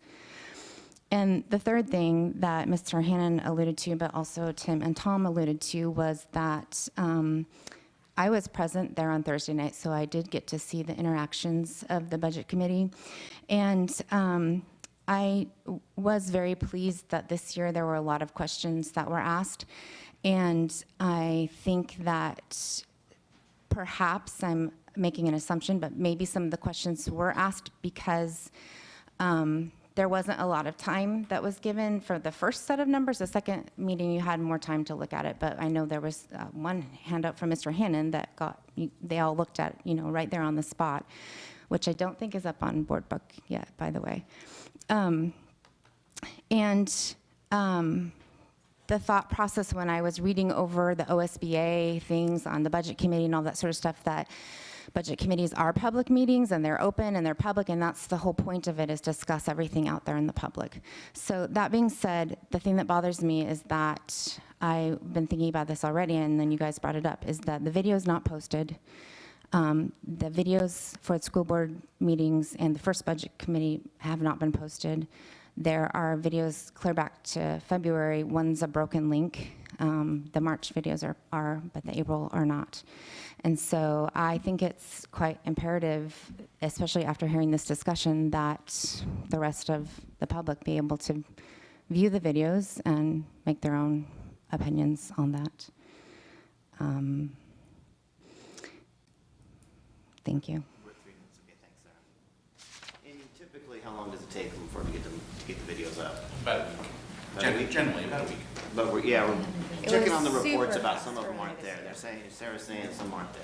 Yeah, we did convert the platform from Vimeo to YouTube in February, and so all the videos are now accessible via board book, where the previous, prior to February, they're all available on the website via the Vimeo link. So we did make a change. We put a short article on the website as well to explain that, actually at the request of someone called in. They didn't ask for that. It was good. It was a very good point. So,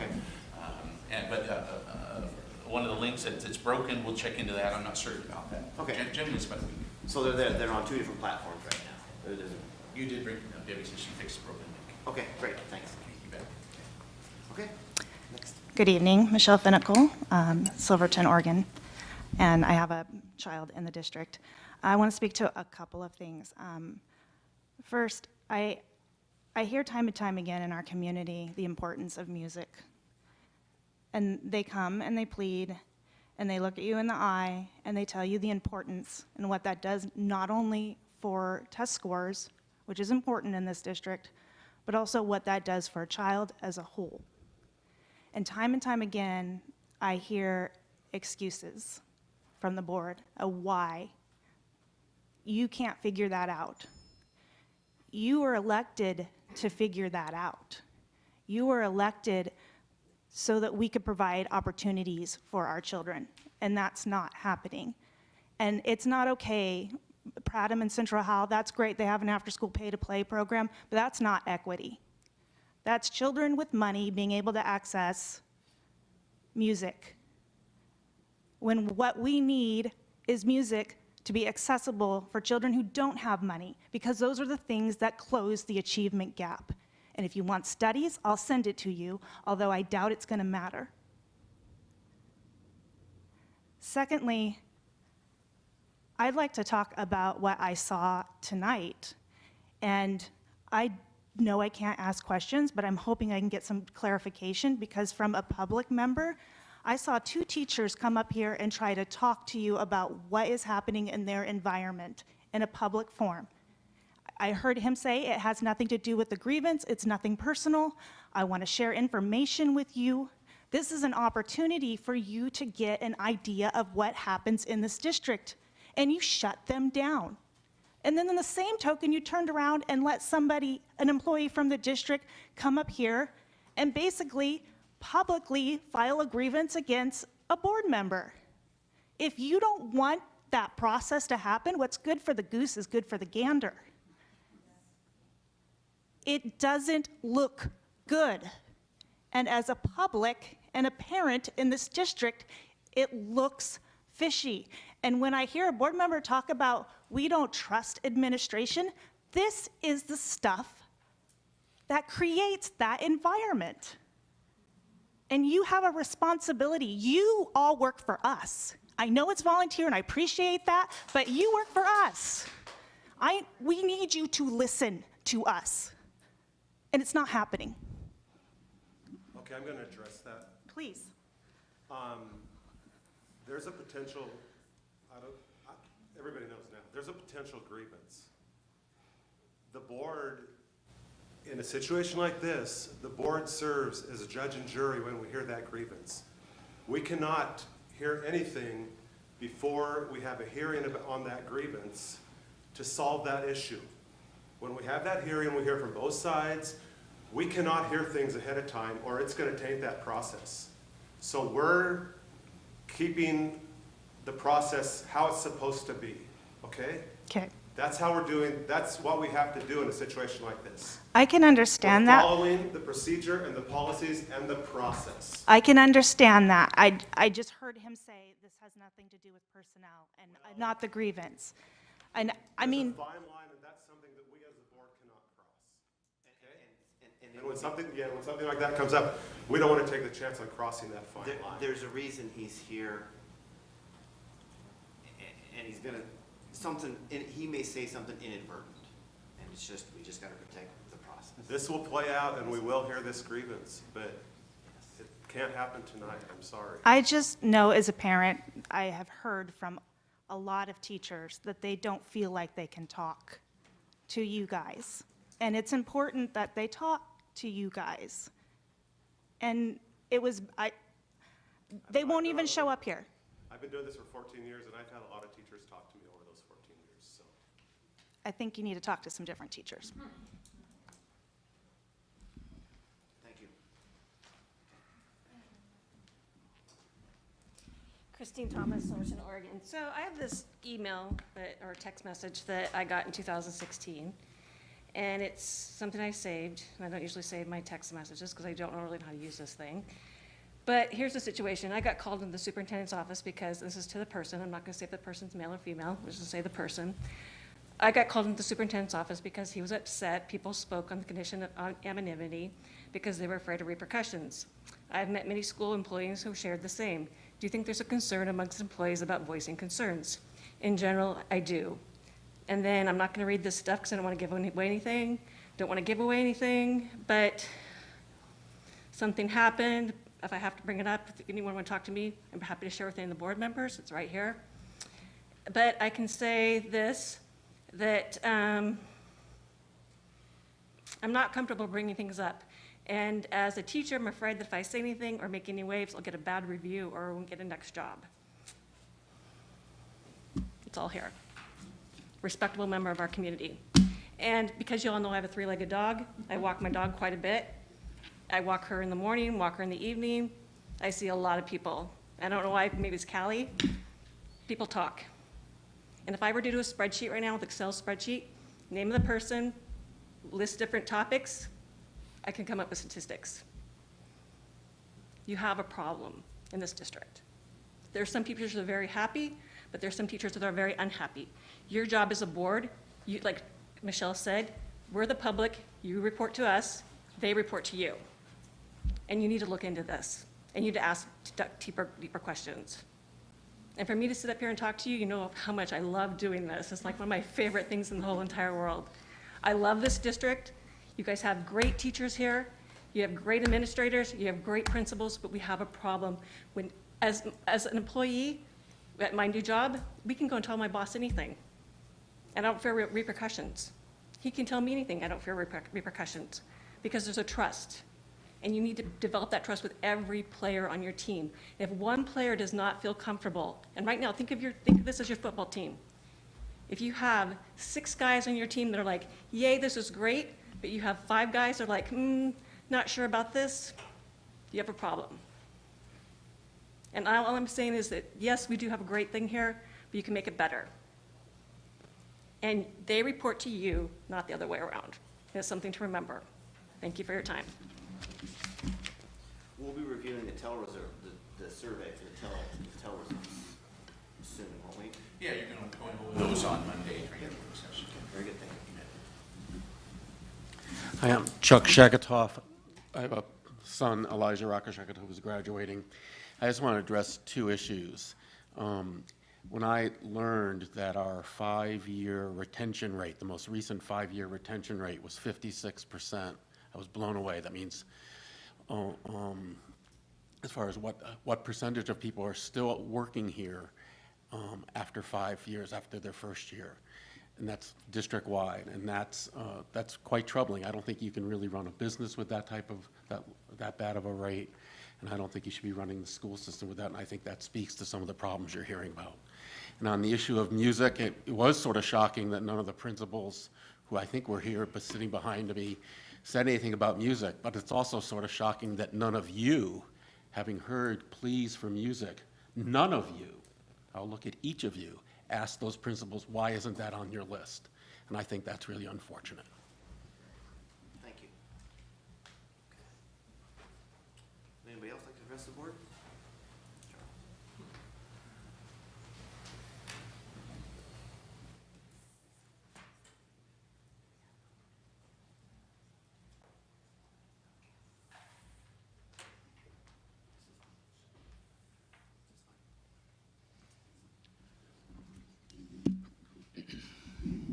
Charles Baldwin. I was there Thursday night as a citizen representative on the Budget Committee. I think I expressed myself pretty well, that I had a lot of disappointment in the process that I encountered. I think a lot of that had to do with my own expectations. And I've been giving some thought to that process and to the remarks that were made during that time, and the whole question of whether we trust the staff in the district to do their job. Certainly they did their job. They prepared a budget. They helped the school principals prepare their budgets. They were all presented to the Budget Committee. The remark was made that we spent about 7 hours, I think it was closer to 4, in the deliberation of the committee. My expectation was that the Budget Committee was going to assist in the preparation of the budget. That wasn't done at all. Not one item was changed in that budget as presented by the district staff. No policy in the budget was either expressed or changed by the Budget Committee. I did not hear a lot of recommendations or concerns or questions from the board members as you sit before me tonight. I did not hear from you last Thursday night or the previous night. And I think that's because you have come to expect your superintendent and the staff of the district to prepare a budget, show it to you, which is all that happened, and for you to look at it and say, we approve of your fine work. That was done, and I was an aye vote on approving that work. Now, whether that satisfies the constituents of the district, I cannot say. I haven't been here in this position long enough to hear from a lot of the constituents that I'm hearing tonight come before you. But I think the process of involving your budget committee either ought to be made more explicit, namely that you want them to rubber stamp the budget that was prepared by the district staff and very competently prepared, with a lot of consideration on many issues that certainly the Budget Committee doesn't have privy to, whether it's collective bargaining, whether it's state requirements, whether it's federal entitlement funds. All of these issues they have to consider and do consider in preparing that budget. But I can tell you that as a citizen member of the Budget Committee, I was at sea with the values that were being considered in that budget. And at the end, I expressed myself in saying that I felt that the district staff and the board needed to do a lot of work to build my trust in that process, because you did not prepare me to vote on that budget other than the fact that you expected me to trust the district staff. And you had given me no opportunity to work with the values that they worked with in preparing that budget. So I had no basis to trust them. And I don't know all of the ways that you could do that, but certainly meeting the teachers would have helped me a lot in knowing, I mean, I hear a lot about how wonderful this district is. I would like to hear some teachers tell me that. I would like to hear the values that they come to class with and impart to the students. I would like to hear an overall policy on the part of the board and the district on your pedagogical goals. The only goal that I see in the statements that I've read are that you want to graduate 100% of your students. I do not consider that a pedagogical goal. You may, I don't know, but I just want to say that I want to apologize to Andy if he felt that I was attacking his process. In many ways, I was attacking my own presumption of what I came to do as a piece of work. But maybe you could prepare the Budget Committee in the summer or some early date on some of the values and some of the considerations that you're making, and maybe the board and the Budget Committee could meet some of the teachers and hear from them as well. But I don't feel that your concerns about the issues raised on Thursday night should be ignored or brushed aside. I did not welcome some of the comments that were made personally, but I didn't welcome the response to them either. Thank you. Thank you for your service on the committee. I know it seemed a little short, and I heard your comments. You're not familiar, well, maybe you can, maybe I'll satisfy, but I'll respond to that a little bit. The principals, you know, you seemed unfamiliar with the values and how they were teaching and the judgment they were making, but I can tell you as a parent who's had little kids go through the schools, and I hear it constantly, when they have a question about why you're doing this, why you're teaching this, they can talk to the principal, and those goals are shared. Why are we using technology? We're questioning technology. You know, so that is distributed to the parents. They have direct contact, and they really work with the parent groups in developing their budgets.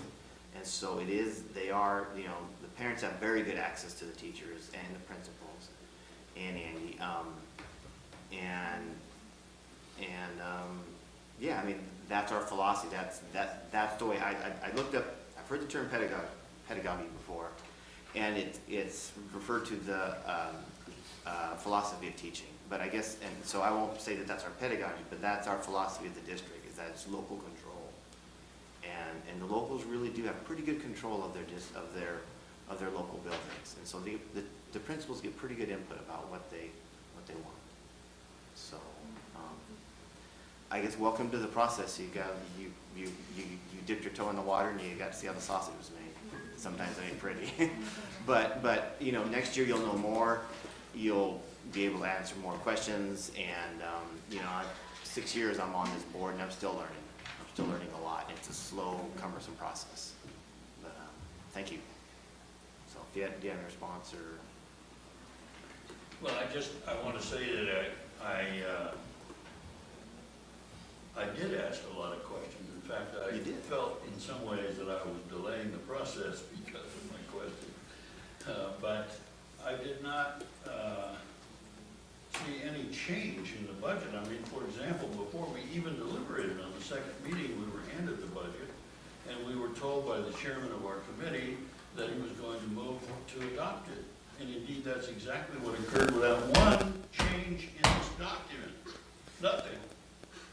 True. Now, that's fine if we know that the only reason we're there is to rubber stamp and have confidence in the staff who has prepared this document. We are not involved in the preparation of this document. We're only there to approve it, approve their work, which is done very competently. I'm not arguing that case. But it seems to me that we ought to not have a budget committee if all we're going to do is stamp it. I hear you, and I do.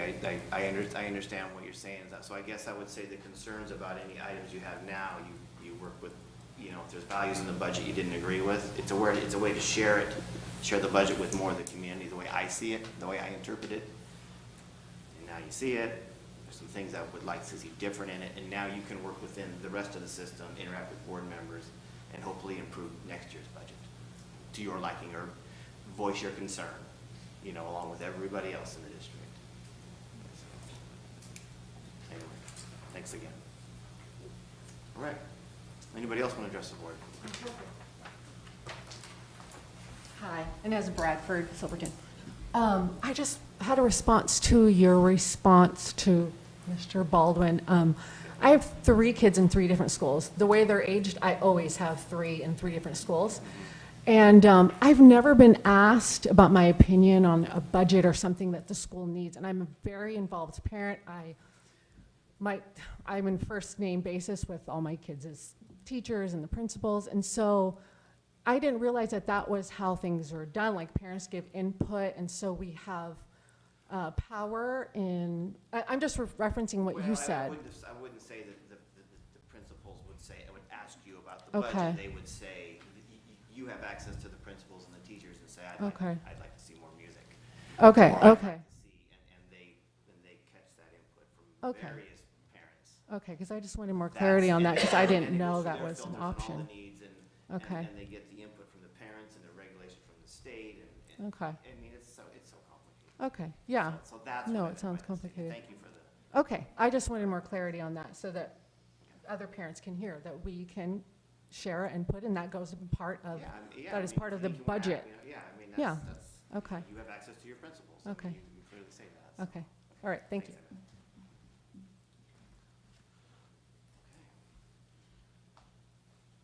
Okay, anybody else? Okay, so, move on to action items. We didn't, there are none. Okay, very good.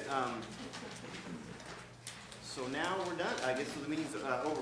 We're now gonna adjourn to an executive session for 2 items. The first item is under ORS 1926602H, to consult with counsel concerning the legal rights and duties of a public body with regard to current litigation or litigation likely to file.